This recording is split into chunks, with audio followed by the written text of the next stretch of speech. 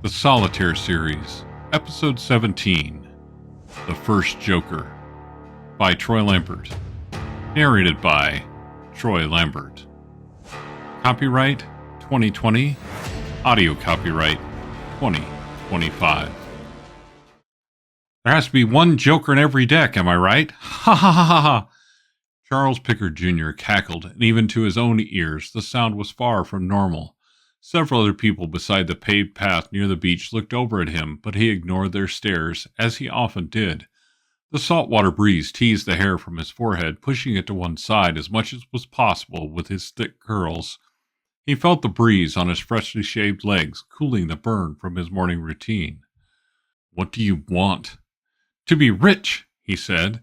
Charles did not want to be rich. Hell, he hadn't given a shit about money in years. His father had left his mother, and therefore him, an incredible sum of money. He had to be wise about how he spent it, even though technically he was already rich. He rarely talked about it. Hell, he rarely even thought about it.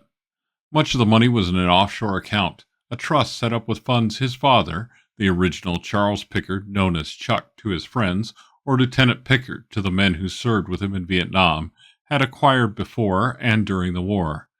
Chuck had been one of the largest and most successful drug dealers in the world until he was killed, supposedly in a firefight near a village close to the DMZ.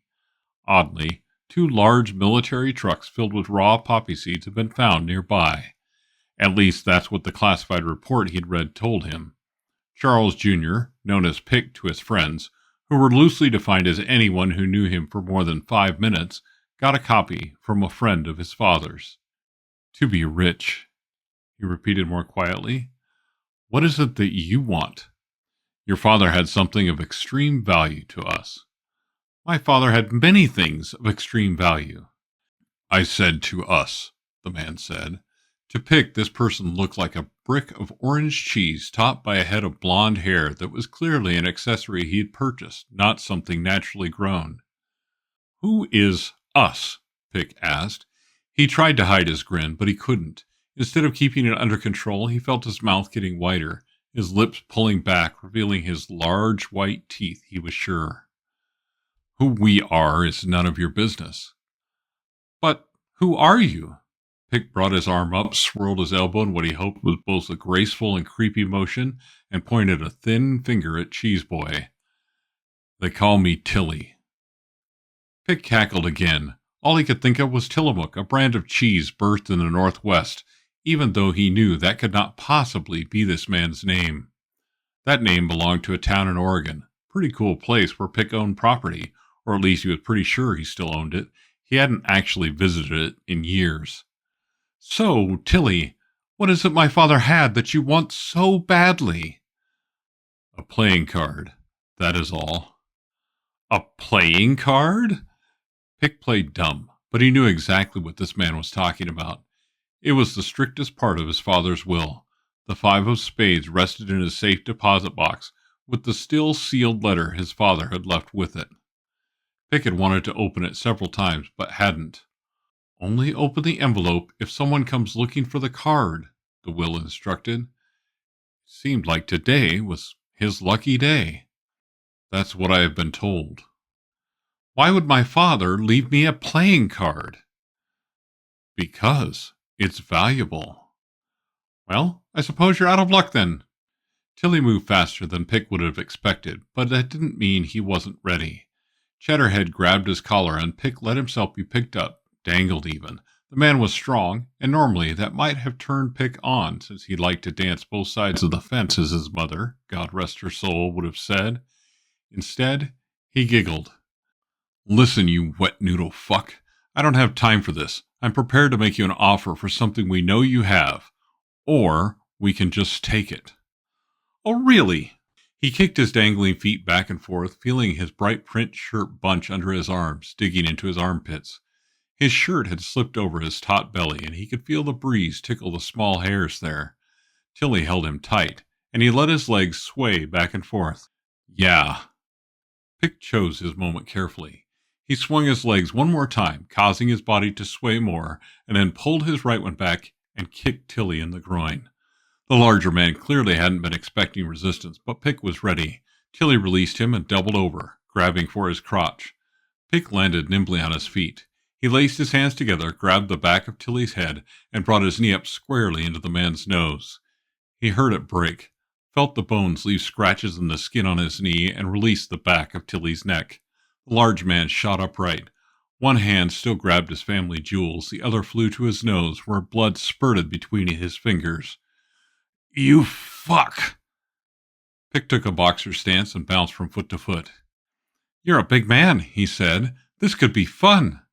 Tilly lunged, and Pick danced to the side, kicking one foot out and tripping the large man, who spilled awkwardly onto the grass right where it met the sand.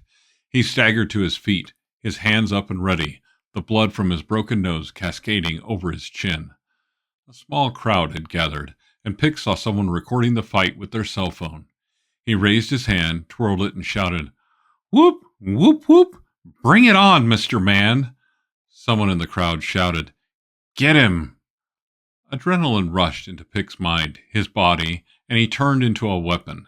He pulled his bright Hawaiian shirt over his head and dropped it to the ground. Tilly shrugged out of the suit jacket he'd been wearing and dropped it too.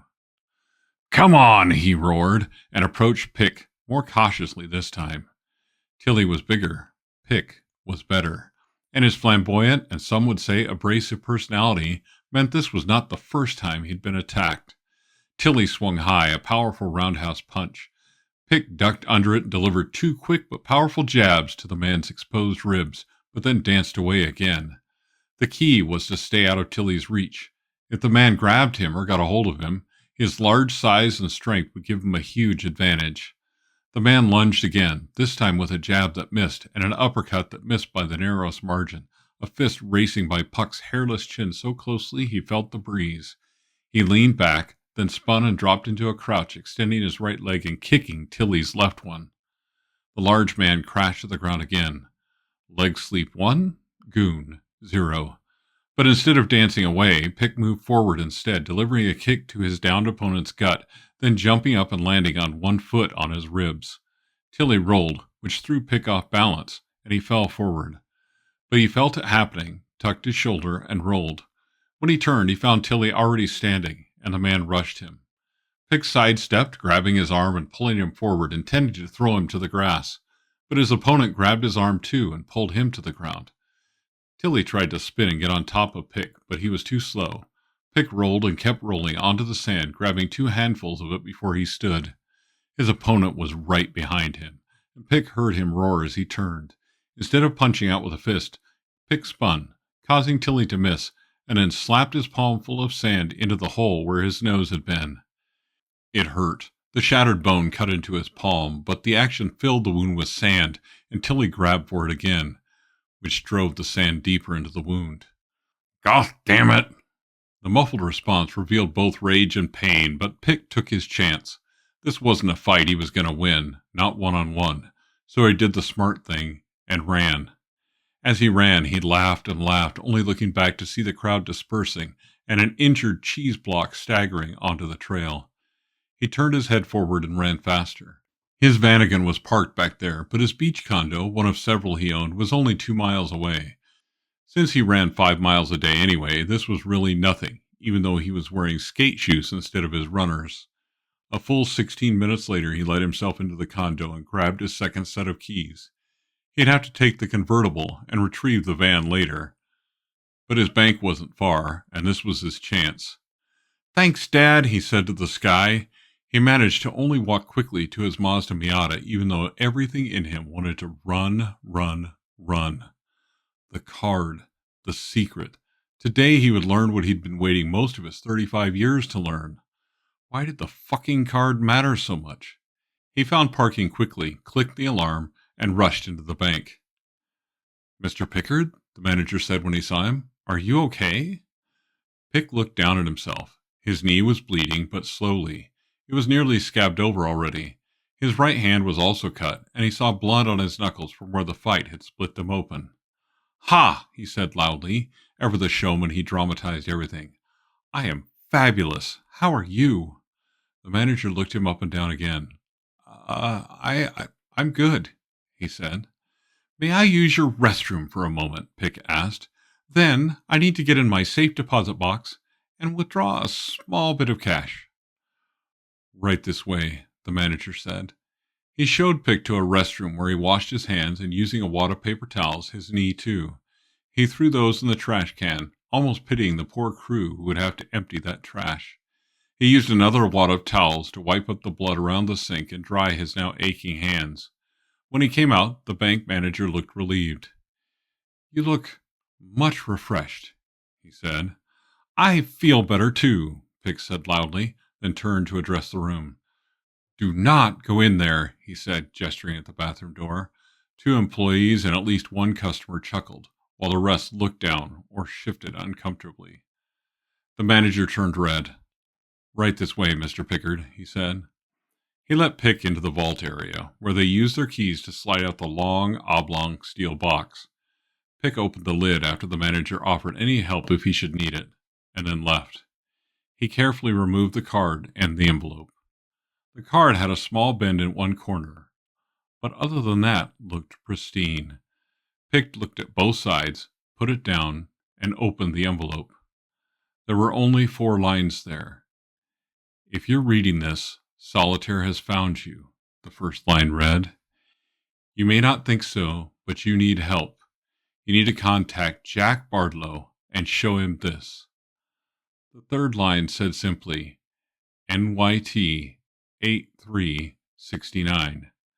That number was followed by 4 groups of 5 letters: UIVZI, SLIPI, MALX, HWJC.